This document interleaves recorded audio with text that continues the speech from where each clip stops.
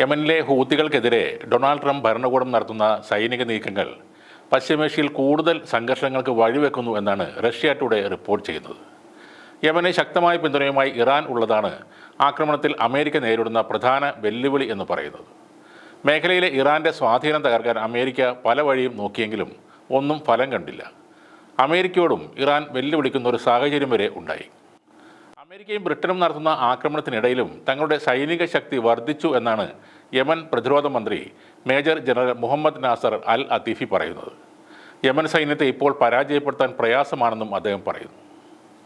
പലസ്തീനെ പിന്തുണച്ചുള്ള ചെങ്കടലിലെ ആക്രമണങ്ങൾ തടയാൻ ശ്രമിക്കുന്നതിനായി അമേരിക്കയും ബ്രിട്ടനും യമൻ്റെ തീരപ്രദേശത്ത് കനത്ത നാവിക സന്നാഹം ഏർപ്പെടുത്തുകയും ആക്രമണങ്ങൾ വർദ്ധിപ്പിക്കുകയും ചെയ്തു. എന്നാൽ അമേരിക്കൻ യുദ്ധക്കപ്പലുകളെ ലക്ഷ്യം വെച്ചും നാവികസേനയെ ആക്രമിക്കാനുള്ള തയ്യാറെടുപ്പ് വർദ്ധിപ്പിച്ചും യമൻ ശക്തമായ രീതിയിൽ മറുപടി നൽകി വരികയാണെന്നും യമൻ മന്ത്രി പറഞ്ഞു.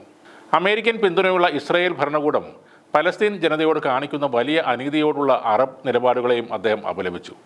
എന്നാൽ മേഖലയിലെ പ്രശ്നങ്ങൾക്ക് മുന്നിൽ യമൻ ജനതയ്ക്ക് നിശബ്ദരായും നിഷ്പക്ഷരായും ഇരിക്കാൻ കഴിയില്ലെന്നും അൽ അത്തീഫി വ്യക്തമാക്കി.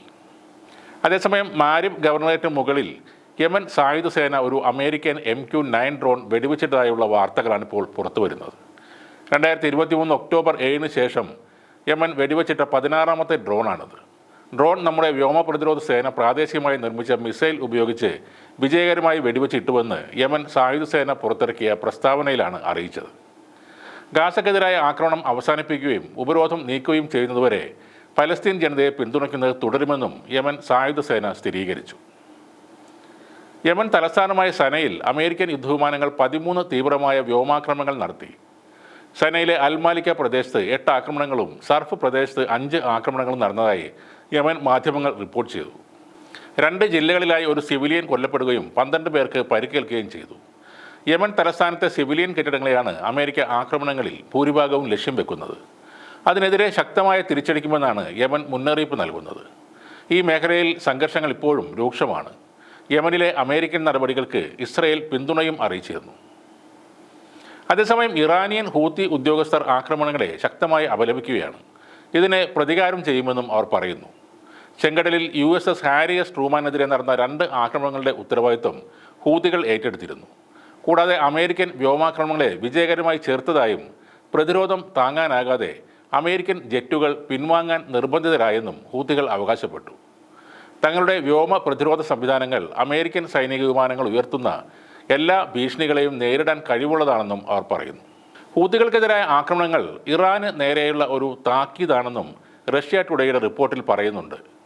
അമേരിക്കയുടെ ലക്ഷ്യം യമൻ മാത്രമല്ല, ലെബനീസ്, ഹിസ്ബുള്ള, ഇറാഖിലെ ഷിയ മിലിഷ്യകൾ, സിറിയയിലെ അസദ് ഭരണകൂടം, വിവിധ പലസ്തീൻ വിഭാഗങ്ങൾ എന്നിവ ഉൾക്കൊള്ളുന്ന ഇറാൻ്റെ വിശാലമായ ആക്സിസ് ഓഫ് റെസിസ്റ്റൻസ് തകർക്കാനാണ് അവരുടെ ശ്രമങ്ങൾ. ട്രംപിൻ്റെ വിദേശ നയത്തിൻ്റെ നിർണായക ലക്ഷ്യമാണ് ഈ അച്ചുതണ്ട് തകർക്കുക എന്നത്.